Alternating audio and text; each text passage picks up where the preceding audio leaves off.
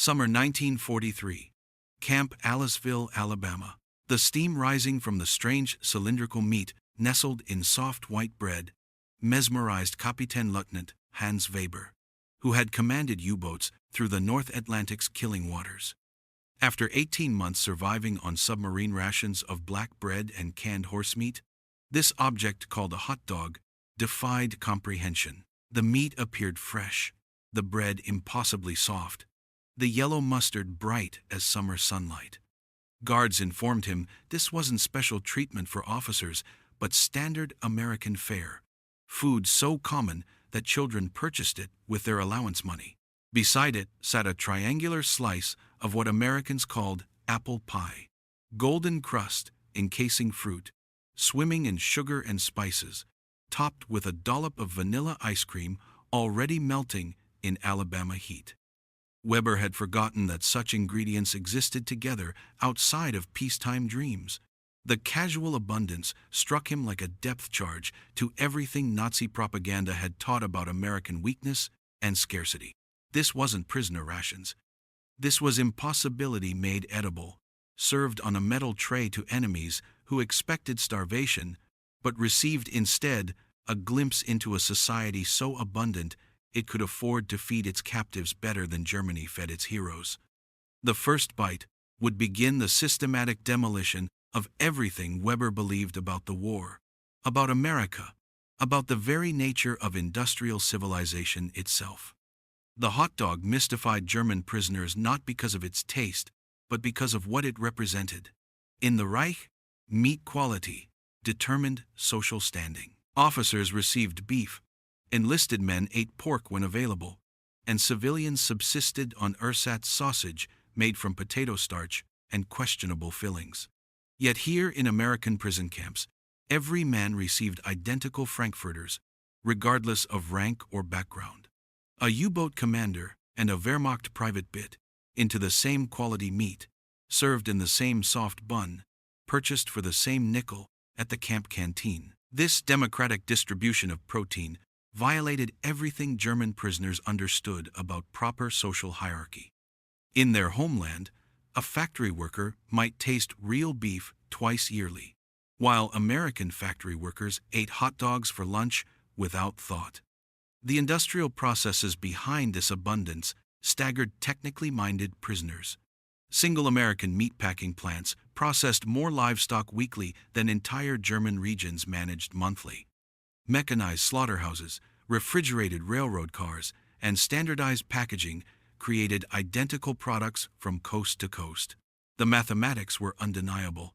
American meat production in 1943 reached 25 billion pounds annually, while German meat rations for civilians averaged 10 ounces weekly when available.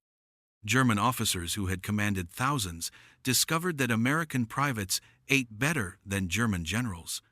The hot dog became a symbol not of American vulgarity, as Nazi propaganda claimed, but of industrial democracy that could mass-produce quality protein for ordinary citizens. At county fairs and baseball games, prisoners on work details witnessed Americans choosing between multiple hot dog vendors, expressing preferences among abundant options rather than simply accepting available food. This casual selection among plenty challenged German assumptions about American chaos and inefficiency. The standardization was remarkable. A hot dog purchased in Maine tasted identical to one bought in Texas, demonstrating quality control that exceeded German industrial achievements. Social equality shocked prisoners most profoundly. Children purchased hot dogs with pocket money, while German children hadn't tasted meat in months. American teenagers worked part-time jobs to afford movie tickets and snacks, earning in hours what German workers received weekly. The hot dog represented not luxury but democratic baseline, proof that American society had solved the fundamental problem of protein distribution through production rather than rationing. Apple pie confounded German prisoners more completely than any weapon they had encountered. The golden lattice crust encasing tender fruit represented ingredients that had vanished from German tables years before America entered the war. White flour, refined sugar, fresh butter, cinnamon, nutmeg, and vanilla extract combined in portions that would have fed German families for weeks. Yet American mess halls served this dessert routinely, often with vanilla ice cream that melted into sweet rivers across the plate. The supply chains behind apple pie revealed agricultural abundance that defied German comprehension. American orchards in Washington state alone produced more apples annually than all German fruit trees combined. Mechanized harvesting, refrigerated transport, and industrial processing created year-round availability of fresh and processed fruit. German prisoners working harvest details witnessed American quality standards that rejected perfectly edible apples for minor cosmetic flaws. Fruit that would have been treasures in German markets diverted to animal feed or cider production. Sugar consumption patterns shocked prisoners most severely. American bakeries used refined sugar liberally in crusts, fillings, and toppings without restriction. Camp kitchens received 100-pound bags of pure white sugar weekly, amounts that exceeded monthly rations for entire German cities. The casual waste appalled German sensibilities. Prisoners observed kitchen staff discarding hardened sugar rather than processing it for reuse, ordering fresh supplies as if sweetness were inexhaustible. Butter represented another impossibility. American dairy farms produced such surplus that mess hall cooks used real butter in pie crusts, when German bakers had forgotten butter's taste years earlier. The mechanization staggered German agricultural experts among the prisoners. Single American dairy operations milked more cows daily than entire German districts maintained. Refrigeration, pasteurization, and distribution networks delivered fresh dairy products to remote prison camps more reliably than German logistics served frontline troops. The cultural significance escaped German understanding initially. Apple pie wasn't ceremonial food reserved for special occasions, but comfort dessert that American families prepared routinely. Prisoners learned that American mothers baked pies weekly, that children expected dessert after dinner, that abundance extended beyond military necessity into civilian luxury. This domestic stability during total war challenged everything they knew about wartime sacrifice. Work details at commercial bakeries revealed industrial-scale dessert production, automated mixing, mechanical rolling, and conveyor belt assembly created thousands of pies daily. The efficiency exceeded German manufacturing in critical war materials, yet Americans devoted this capacity to sweetening civilian life. Quality control rejected pies for uneven browning or imperfect crusts, standards that prioritized aesthetic perfection over mere nutrition. The waste witnessed at American food processing plants traumatized German observers. Orchards discarded tons of apples that failed size specifications. Sugar refineries operated continuously, while German civilians received ersatz sweeteners made from saccharin. The mathematics of plenty challenged core Nazi assumptions about resource scarcity driving inevitable conflict. America possessed such agricultural abundance that it could afford perfectionism in dessert production while fighting global war. The structured rhythm of American meals revealed cultural values that German prisoners found incomprehensible. 3 full meals daily, served at precise times with mathematical regularity, contradicted everything they understood about wartime sacrifice. Breakfast, lunch, and dinner arrived with mechanical certainty, each meal complete with multiple courses and dessert considered standard rather than luxury. Between these substantial meals, Americans consumed snacks with casual frequency that would have constituted full meals in German households. The mess hall protocols demonstrated equality that violated German military tradition. Officers and enlisted men received identical portions, served from the same serving lines by the same kitchen staff. No separate dining areas, no preferential seating, no rank-based menu variations. This democratic distribution shocked German officers who had commanded through hierarchical food privileges. Wehrmacht tradition allocated extra rations to officers as symbols of authority and responsibility. American practice eliminated such distinctions entirely. Portion sizes stunned prisoners accustomed to careful rationing. Single servings exceeded German weekly allocations. Meat portions alone contained more protein than German soldiers received in 7 days. Vegetables appeared fresh and abundant, not preserved or dehydrated. Bread came sliced uniformly, soft-textured, and available without limit. Butter, real butter, sat on tables for unlimited use rather than measured in grams for special occasions. The availability of seconds mystified German sensibilities. Guards encouraged prisoners to return for additional portions if hungry, a concept that defied understanding among men who had learned to savor every crumb. Food left unfinished on plates appalled German observers who had been trained since childhood never to waste sustenance. Kitchen staff routinely discarded uneaten portions without attempting recovery or preservation for future meals. Prisoners attempted to save food for later consumption, not understanding that tomorrow's meals were equally assured. Guards explained that hoarding violated camp regulations because fresh food would arrive regularly. This guarantee of continued abundance required mental adjustment for men whose survival had depended on careful food conservation. The American assumption that nutrition was renewable rather than finite challenged fundamental psychological adaptation to scarcity. Work details allowed prisoners to observe American families eating together in homes near camps.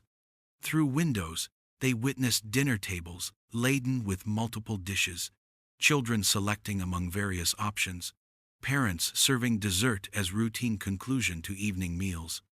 These domestic scenes revealed that abundance extended beyond military necessity into civilian luxury. American families maintained peacetime eating patterns while their nation fought global war. The psychological impact accumulated through repetition. Every meal became a lesson in American productive capacity. Every dessert demonstrated industrial surplus. Every unfinished plate proved that abundance could be taken for granted.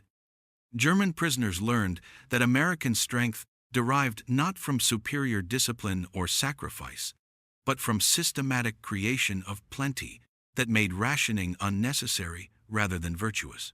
Prisoner transfers between camps exposed German captives to a continental diversity of cuisine that challenged their understanding of centralized food distribution. At Camp Shelby in Mississippi, mess halls served barbecued pork with molasses-based sauce, cornbread dripping with honey, and sweet tea cold enough to numb throats accustomed to ersatz coffee. The abundance of sugar in Southern cooking alone exceeded monthly German civilian rations. Prisoners discovered that Americans distinguished between regional barbecue styles, preferring Carolina vinegar-based sauces over Kansas City molasses or Texas dry rubs, choices that required surplus abundance to support such culinary preferences. Wisconsin camps featured dairy products in quantities that staggered European sensibilities. Fresh milk appeared at every meal, not rationed by the cup but available in pitchers. Cheese varieties numbered in dozens rather than the single hard cheese occasionally available in German rations. Butter consumption reached levels that would have sustained German families for months. Ice cream production operated year-round, with flavors changing seasonally based on local dairy surplus rather than scarcity management. Texas camps demonstrated beef abundance that contradicted Nazi propaganda about American resource limitations. Steaks appeared regularly on menus, portions sized for satisfaction rather than survival. The quality exceeded what German officers received in peacetime. Yet American prisoners of war ate such protein routinely. Work details at Texas ranches revealed mechanized cattle operations managing thousands of head numbers that exceeded entire German agricultural districts. The casual slaughter of prime beef for routine meals, while Germany subsisted on horse meat rations, proved American productive superiority beyond military might. California camps offered fresh fruit year-round, an impossibility that German agricultural experts among the prisoners struggled to comprehend. Oranges, apples, grapes, and seasonal produce arrived fresh regardless of weather or season through refrigerated transport networks. Prisoners working in California orchards witnessed systematic fruit rejection for cosmetic imperfections. Perfectly nutritious produce discarded because appearance failed commercial standards. The waste appalled men who remembered when single oranges constituted Christmas treasures in German households. New England camps featured seafood abundance that revealed coastal resource exploitation beyond German maritime capacity. Fresh fish appeared weekly, not as special ration, but routine protein source. Lobster, considered luxury food in Europe, was served occasionally as standard fare. The fishing fleets operating from New England ports landed more daily catch than German fishing vessels managed monthly, despite submarine warfare supposedly strangling American supply lines. The concept of regional food preferences mystified German prisoners accustomed to accepting available nutrition without choice.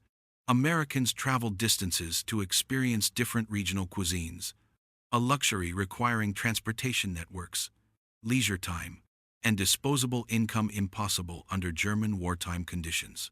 Restaurant advertising promoted regional specialties as tourist attractions, treating food abundance as entertainment rather than survival necessity.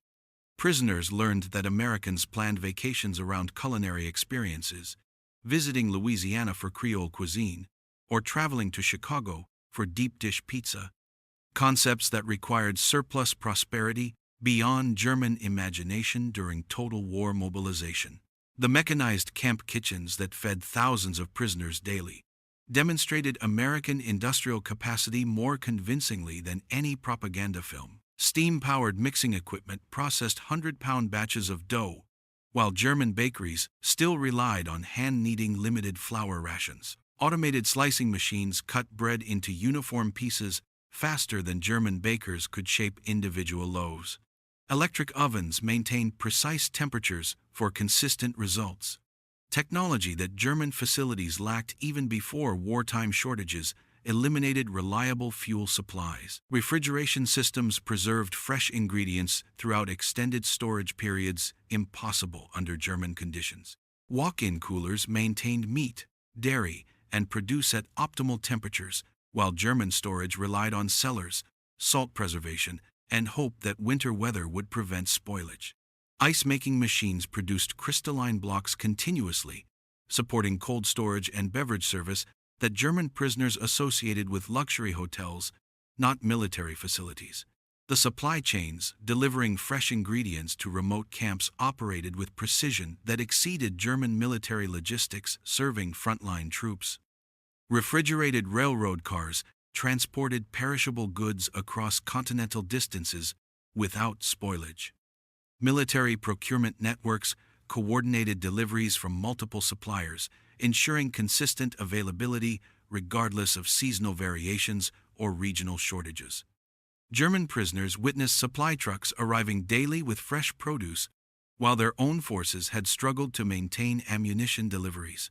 Work details at American food processing plants revealed mass production techniques that challenged German industrial assumptions. Automated canning lines processed thousands of units hourly using machinery that German factories couldn't afford during peacetime prosperity. Quality control rejected products for minor imperfections, standards that prioritized consumer satisfaction over military necessity. Assembly line techniques applied to food production created abundance through efficiency rather than exploitation of forced labor. Mechanized slaughterhouses processed livestock with systematic precision that exceeded German capabilities. Conveyor systems moved carcasses through standardized cutting procedures performed by specialized workers using electric tools. Refrigerated storage maintained meat quality during distribution delays that would have caused spoilage under German conditions. The scale of operations processed more cattle weekly than entire German regions managed annually. Commercial bakeries, operating near prison camps, produced desserts and specialty breads using industrial equipment that German bakers couldn't imagine. Mechanical mixers handled ingredients in quantities measured by tons rather than pounds. Automated ovens baked continuously, producing standardized products with consistent quality. The variety of breads, cakes, and pastries available to American civilians exceeded what German bakeries offered during peacetime abundance. Packaging technology preserved food quality during extended transport and storage periods. Canned goods maintained nutritional value for years rather than months. Sealed containers protected contents from contamination and spoilage. The systematic approach to food preservation enabled strategic stockpiling that supported both military operations and civilian consumption without rationing. German prisoners learned that American families purchased canned goods in quantities that constituted emergency supplies, not daily necessities driven by scarcity. The repatriation ships that carried German prisoners back to Europe in 1945 and 1946 transported men fundamentally transformed by American abundance. Medical examinations revealed that most prisoners had gained significant weight during captivity, their bodies reflecting years of adequate nutrition while their homeland faced starvation. These men returned carrying not just physical evidence of American plenty, but psychological knowledge that would reshape German understanding of industrial civilization. The contrast struck immediately upon landing. German ports lay in ruins, their infrastructure destroyed by Allied bombing. Food distribution systems had collapsed entirely. Civilians queued for hours to receive rations that provided fewer calories than German prisoners had consumed as snacks in American camps. Former prisoners witnessed their own families weakened by malnutrition, while they themselves had grown healthier in enemy captivity. The irony challenged everything Nazi ideology had taught about German superiority and American decadence. Many former prisoners carried final Red Cross packages home, chocolate bars, and canned goods that became family treasures. Children who had forgotten chocolate's taste received Hershey bars from fathers who had eaten ice cream regularly in prison camps. These gifts represented more than sustenance. They proved that American abundance extended even to enemies. German families learned that their imprisoned relatives had eaten better than free German civilians, a revelation that undermined Nazi propaganda about American weakness and German strength. The stories former prisoners told seemed impossible to German civilians who hadn't seen fresh meat in months. Accounts of daily hot dogs, routine apple pie, and unlimited soft drinks sounded like fantasy to people subsisting on ersatz bread and watery soup. Yet the physical evidence was undeniable. These men had returned healthier than when captured, their bodies' testimony to American food abundance. Their detailed knowledge of American industrial capacity, witnessed firsthand in food processing plants and mechanized kitchens, provided intelligence about productive capabilities that exceeded German achievements. Former prisoners became unexpected advocates for the Marshall Plan when American aid proposals emerged. They had witnessed American abundance that wasn't zero-sum prosperity, economic strength through production rather than conquest. Their testimony that Americans could afford to rebuild former enemies influenced German acceptance of American assistance. These men understood that American power derived from productive capacity, not extraction from conquered territories. They had seen a society wealthy enough to waste food while fighting global war. The mental model these former prisoners carried home shaped West German reconstruction approaches. Creation rather than conquest became the foundation for economic recovery. Mass production techniques observed in American factories influenced German industrial rebuilding. The concept of consumer abundance, creating political stability, witnessed through American civilian prosperity during wartime, guided economic policies that prioritized broad-based prosperity over elite privilege. Former prisoners who had witnessed American agricultural mechanization, food distribution systems, and consumer markets applied these lessons to German reconstruction. They had learned that standardization enabled quality and efficiency. Democratic abundance could outproduce authoritarian control. Industrial capacity devoted to civilian comfort created stronger societies than military production alone.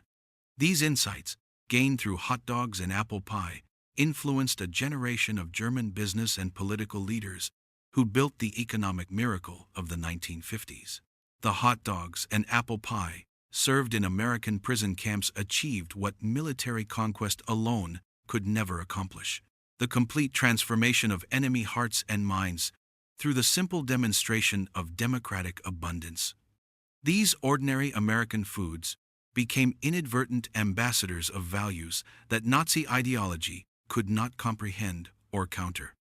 The fizz of carbonation, the sweetness of real sugar, the tenderness of quality meat in soft bread, revealed truths about industrial civilization that rendered German assumptions obsolete. The story of German prisoners shocked by American food abundance represents history's most unusual victory, won not through destruction, but through generosity. An ideology was defeated by ice cream, a worldview shattered by soft drinks, and a generation transformed by the revolutionary discovery that prosperity came from production rather than conquest. The men who arrived believing in German superiority and American weakness departed understanding that true power lay not in military might, but in the capacity to create such abundance that enemies could be fed better than friends. Their transformation proved that democracy's greatest weapon was neither bomb nor bullet, but the ability to serve apple pie to prisoners while fighting global war. The memory of that impossible sweetness, experienced in captivity, carried more persuasive power than any propaganda campaign. These former enemies became freedom's most unlikely ambassadors, carrying home the revolutionary message that abundance was achievable through democratic means, that prosperity could be shared rather than hoarded, and that civilization's highest achievement was creating enough plenty to waste. Today, McDonald's operates throughout Germany, and apple pie remains an American symbol recognized worldwide. The transformation initiated in prison camps through simple acts of feeding enemies continues to resonate across generations. The lesson endures. Sometimes the greatest victories are won not through taking, but through giving. Not through hatred, but through the profound act of sharing a meal with those who came as enemies and left as witnesses to the democratic promise of abundance for all.